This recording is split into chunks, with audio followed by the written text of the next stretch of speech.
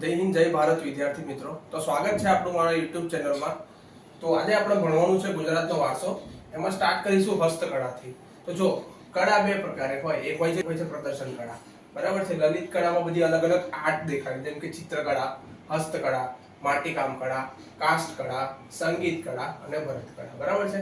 લલિત કળા અને સામે પ્રદર્શન કળા। પ્રદર્શન કળા એટલે કંઈક બતાવે, જેમ કે નાટ્ય હોય અને નૃત્ય હોય, એમાં નાટ્ય અને નૃત્ય કરીને બતાવે, એટલે નાટ્ય કળા અને નૃત્ય કળા એ પ્રદર્શન કળામાં આવે।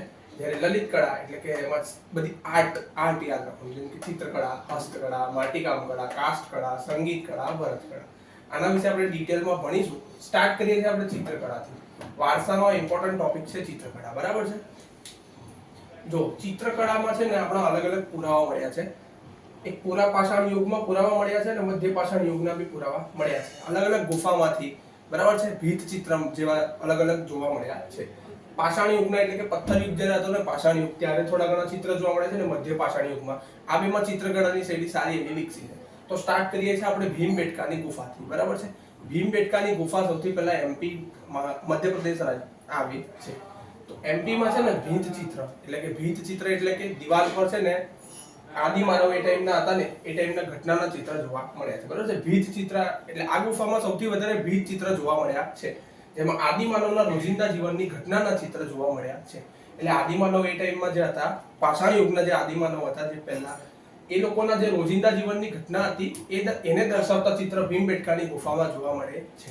અને આ મુખ્ય પશુ પ્રાણીના ચિત્ર, જેમાં જે મુખ્ય કયા ચિત્ર જોવા મળે? મુખ્ય પશુ પ્રાણીઓના ચિત્ર, જેને કહેવાય છે ઝૂ રોક શેલ્ટર, યાદ રાખજો, ઝૂ રોક શેલ્ટર કહેવાય છે, બરાબર છે। આ પૂછે છે એક્ઝામમાં કે મુખ્ય પશુ પ્રાણીના ચિત્ર જોવા મળે છે, તેને શું કહે છે? ઝૂ રોક શેલ્ટર કહે છે।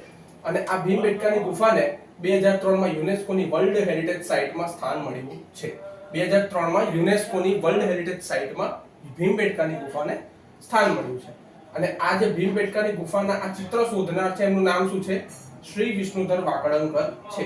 શું નામ છે? શ્રી વિષ્ણુધર વાકડંકર છે, જે ઉજ્જૈન વિશ્વવિદ્યાલયમાં પ્રોફેસર તરીકે ફરજ બજાવી રહ્યા છે। વાત કરીએ આગળ કે ગુજરાતમાં પ્રાગૈતિહાસિક યુગના પુરાવા ક્યાંથી મળ્યા છે? તો ગુજરાતમાં સૌપ્રથમ પ્રાગૈતિહાસિક યુગના પુરાવા મહેસાણાના લાંગણજ અને કોટપેઢામણી નામના ગામથી સાબરમતી નદીના કાંઠે, આ યાદ રાખજો, મહેસાણાનું એક ગામ છે લાંગણજ અને એક છે કોટપેઢામણી, આ ગામમાંથી સૌપ્રથમ આપણને પ્રાગૈતિહાસિક યુગના પુરાવા ગુજરાતમાંથી મળ્યા છે, બરાબર છે। ગુજરાતમાં પ્રાગૈતિહાસિક યુગના પુરાવા સૌપ્રથમ મહેસાણાના લાંગણજ અને કોટપેઢામણી ગામથી સાબરમતી નદીના કાંઠેથી મળ્યા છે। વાત કરીશું આપણે ભાવનગરનું ચમારડી ગામ। શું કયું ગામ છે? ચમારડી ગામ। આ ચમારડી ગામમાંથી શું મળ્યું છે? સૌપ્રથમ પ્રાગૈતિહાસિક યુગના ચિત્ર મળ્યા છે। તો યાદ રાખવાનું છે કે સૌપ્રથમ જો એવું કે પ્રાગૈતિહાસિક યુગના પુરાવા ક્યાંથી મળે છે? જો પુરાવા અને ચિત્ર બંને અલગ છે। પ્રાગૈતિહાસિક યુગના પુરાવા સૌપ્રથમ મહેસાણાના લાંગણજ અને કોટપેઢામણી ગામમાંથી મળ્યા છે, સાબરમતી નદીના કાંઠેથી। જ્યારે એવું પૂછે કે સૌપ્રથમ પ્રાગૈતિહાસિક યુગના ચિત્ર ક્યાંથી મળે છે? તો ચિત્ર છે ભાવનગરનું ચમારડી ગામ, ત્યાંથી આપણને શું મળ્યા છે? સૌપ્રથમ પ્રાગૈતિહાસિક યુગના ચિત્ર જોવા મળ્યા છે। તો વાત કરીએ આગળ લોથલની। લોથલ ક્યાં છે? સૌથી પહેલા આપણને ખ્યાલ હોવો જોઈએ। જો આપણે આગળ જોઈ લીધું ભીમબેટકા, હવે વાત કરીએ છીએ લોથલની, બરાબર છે। લોથલ એ અમદાવાદનો ધોળકા તાલુકાનું સરગવાલા ગામ છે, ત્યાં લોથલ આવ્યું છે। 1954માં એસ.આર. રાવ, બરાબર છે, એના દ્વારા એની શોધ થઈ હતી। તો આટલી ઇમ્પોર્ટન્ટ વસ્તુ યાદ રાખવાની કે લોથલ આવેલું ક્યાં છે? અમદાવાદ જિલ્લાનો ધોળકા તાલુકાનું સરગવાલા ગામ। 1954માં એસ.આર. રાવ દ્વારા લોથલની શોધ કરવામાં આવી હતી, બરાબર છે, ખોદકામ કરવામાં આવ્યું। લોથલમાં છે ને આપણને ચિત્રકળામાં શું મળે છે? તો કે પંચતંત્ર શિયાળની વાર્તા, એનો એક કુંજો, એની પર ચિત્ર દોર્યું છે, કુંજો છે, એની પર પંચતંત્ર શિયાળની વાર્તા દર્શાવતું ચિત્ર લોથલમાં દોરવામાં આવ્યું છે, બરાબર છે। અને લોથલને શું કહે છે? આ યાદ રાખજો, ઇમ્પોર્ટન્ટ છે, ચિત્રકલાની જનેતા કહેવાય છે। શું કહેવાય છે? ચિત્રકલાની જનેતા લોથલને કહેવામાં આવે છે। તો શું યાદ રાખવાનું? લોથલમાં અમદાવાદ જિલ્લાનું ધોળકા તાલુકાનું સરગવાલા ગામ, 1954માં એસ.આર. રાવ દ્વારા શોધ થઈ અને લોથલમાંથી પંચતંત્ર શિયાળની વાર્તા દર્શાવતો કુંજો જોવા મળે છે અને લોથલને ચિત્રકળાની જનેતા કહેવાય છે। હવે આપણે વાત કરીએ કે ગુજરાતમાં જોવા મળતી ચિત્રકલા શૈલી, બરાબર છે, આ બે ઇમ્પોર્ટન્ટ છે। તો ગુજરાતમાં જોવા મળતી ચિત્રકલા શૈલીને ટોટલ બે ભાગમાં વહેંચવામાં આવે છે, એક સૌરાષ્ટ્રની ચિત્રકલા અને કચ્છની ચિત્રકલા। કઈ છે? એક સૌરાષ્ટ્રની ચિત્રકલા છે અને એક કચ્છની ચિત્રકલા છે, બરાબર છે. સૌરાષ્ટ્રની જે ચિત્રકલા છે એને સલાટી શૈલી કહેવાય છે. શું કહેવાય છે? સલાટી શૈલી. યાદ રાખવાનું છે. પૂછી શકશે કે ડાયરેક્ટ કે સલાટી શૈલી ક્યાં જોવા મળે છે? સૌરાષ્ટ્રમાં જોવા મળતી ચિત્રકલાને સલાટી શૈલીના નામે ઓળખવામાં આવે છે, જ્યારે કચ્છમાં જોવા મળતી ચિત્રકલાને કમાંગરી કાં તો કામણગારી શૈલી તરીકે ઓળખવામાં આવે છે, બરાબર છે. તો આટલું યાદ રાખવાનું છે. ગુજરાતમાં જોવા મળતી બે ચિત્રકલા છે, સૌરાષ્ટ્રમાં જોવા મળતી અને કચ્છમાં જોવા મળતી. સૌરાષ્ટ્રમાં જોવા મળતી ને સલાટી શૈલી, કચ્છમાં જોવા મળતી ને કામણગારી શૈલી, બરાબર છે. વાત કરીએ સલાટી શૈલીની. સલાટી શૈલીના પેઇન્ટિંગ્સ કેવા હતા? તો શિલાબદ્ધ શૈલીના પેઇન્ટિંગ હતા. સલાટી શૈલીને બીજું નામ છે શિલાબદ્ધ શૈલી. શિલાબદ્ધ શૈલી નામ કોણે આપ્યું? રવિશંકર રાવળે. સલાટી શૈલીને શિલાબદ્ધ શૈલીનું નામ કોણે આપ્યું? રવિશંકર રાવળ, જે બહુ જ મોટા ચિત્રકાર ગુજરાતમાં થઈ ચૂક્યા છે, બરાબર છે. એના દ્વારા શિલાબદ્ધ શૈલીના પેઇન્ટિંગ એનું નામ આપવામાં આવ્યું છે. સલાટી શૈલીના જે ચિત્ર છે એની અંદર પહેલું છે પાડરસિંહ, બરાબર છે. આ પાડરસિંહ એક ચિત્ર છે જે અમરેલી જિલ્લામાં સૌપ્રથમ ગુજરાતમાં સલાટી શૈલીનું ચિત્ર કયું? પાડરસિંહ, બરાબર. સૌપ્રથમ અમરેલીમાં જોવા મળે છે.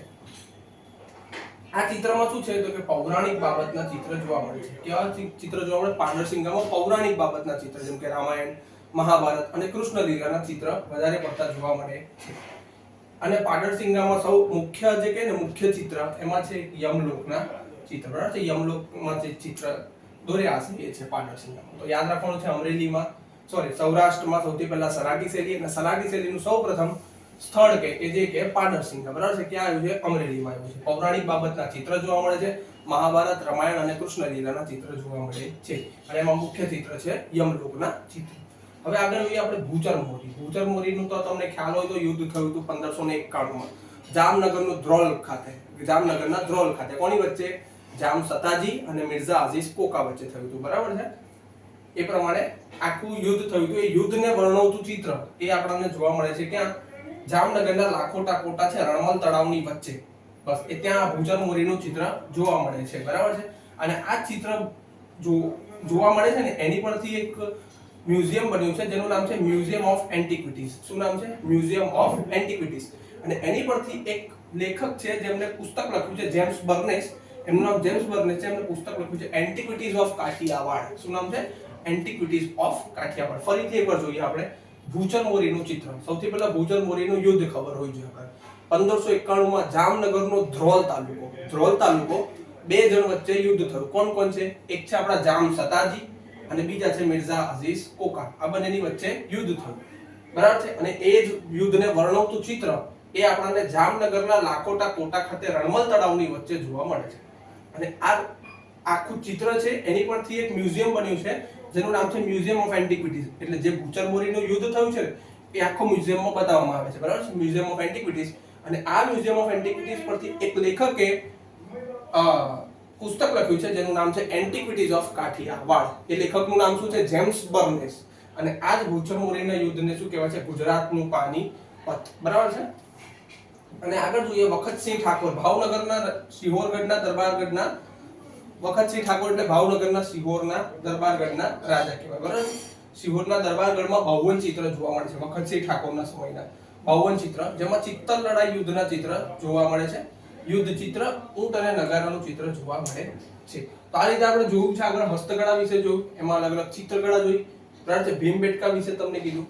આ યાદ રાખજો મેં. ગુજરાતમાં પ્રથમ પ્રાગ ઐતિહાસિક યુગના પુરાવા અને પ્રાગ ઐતિહાસિક યુગના ચિત્ર બંને અલગ અલગ છે, બરાબર છે. પછી આપણે લોથલ જોયું, બરાબર છે. અને ગુજરાતમાં બે સલાટી જોઈ, સૌરાષ્ટ્રની જોઈ સલાટી શૈલી. એમાં પાડરસિંગા અને ભૂચર મોરી આ બે બહુ ઇમ્પોર્ટન્ટ છે. હવે આપણે આગળ જોઈશું કચ્છની કમાંગરી શૈલી. તો હવે આપણે આગળ જોઈએ છે કચ્છમાં જોવા મળતી ચિત્રકળા વિશે, બરાબર છે.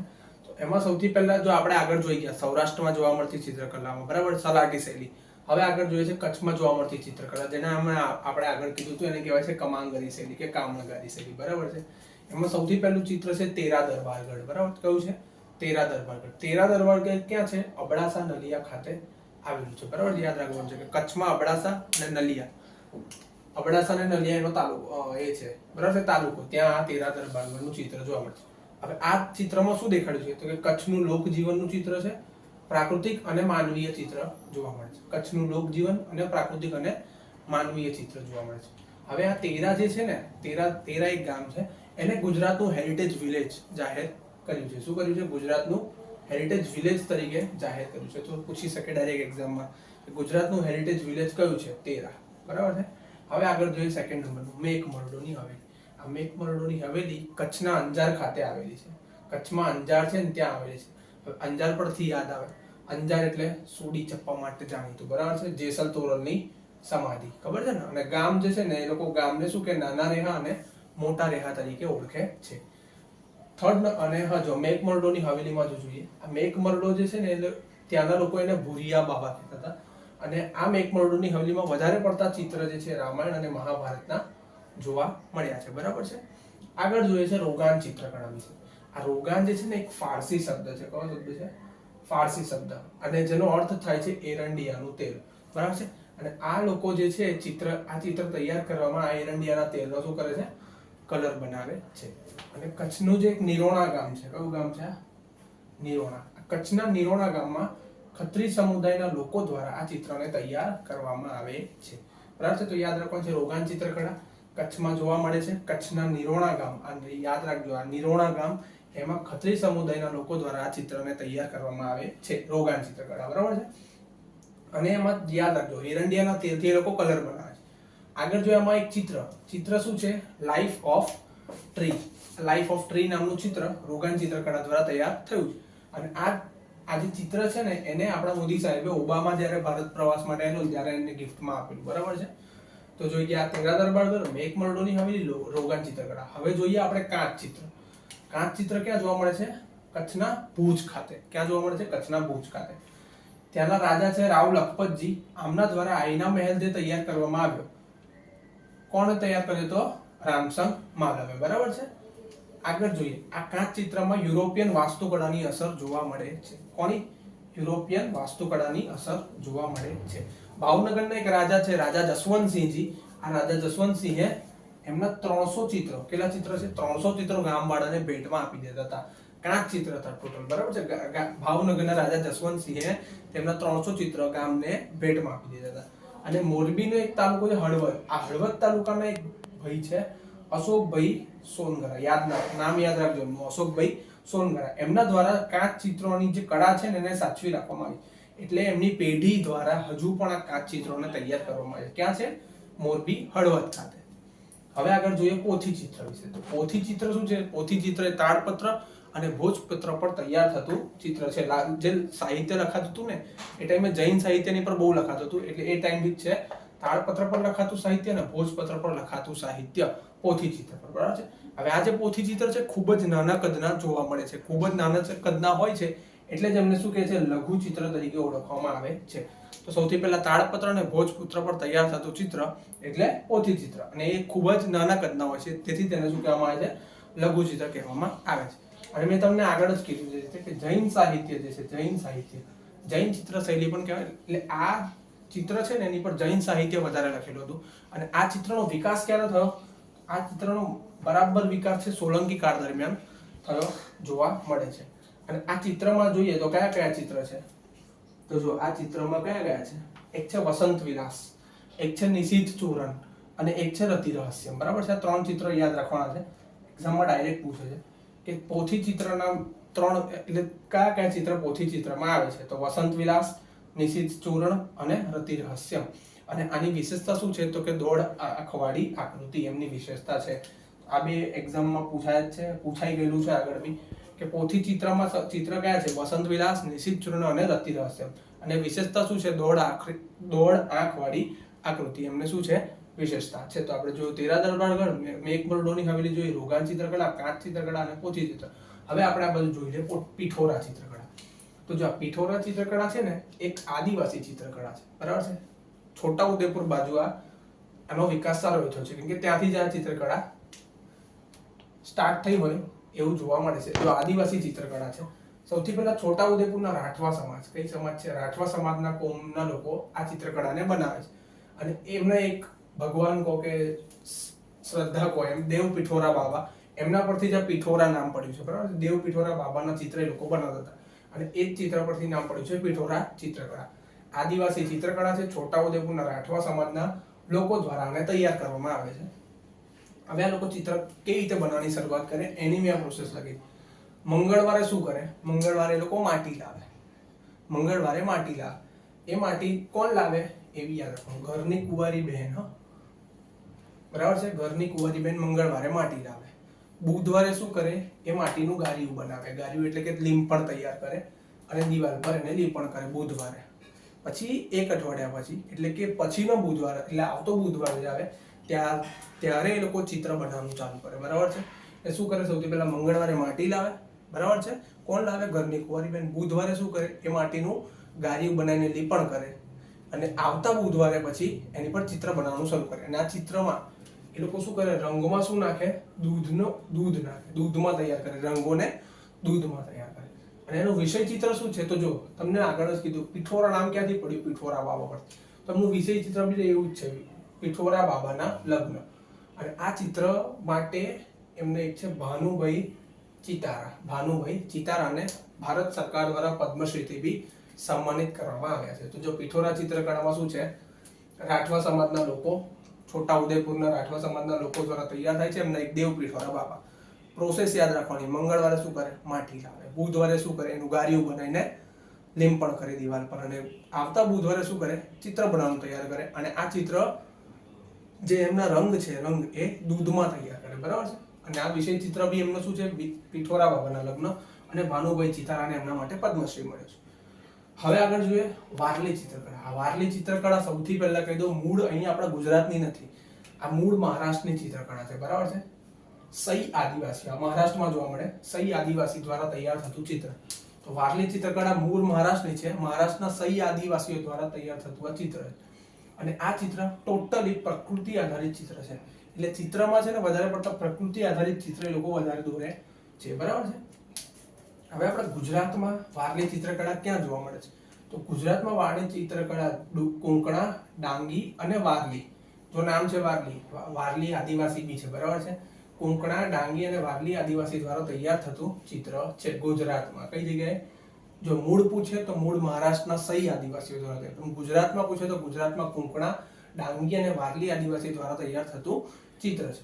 હવે જો આ ચિત્રકળા છે ને એ સેમ જેમ ભીમબેટકાની આગળ આપણે ભણ્યા ને, સેમ એવી રીતે ભીમબેટકાની ગુફા જેવા ચિત્ર જોવા મળે છે. અને આમાં સૌથી વધારે ત્રિકોણ અને ગોળ આ બે આકારનો ખૂબ જ વધુ ઉપયોગ જોવા મળે છે. જો ત્રિકોણ અને ગોળ આકારનો વધુ ઉપયોગ જોવા મળે છે. અને રંગ પૂછે તો રાતા સફેદ રંગનો પણ વધુ પડતો ઉપયોગ જોવા મળે છે.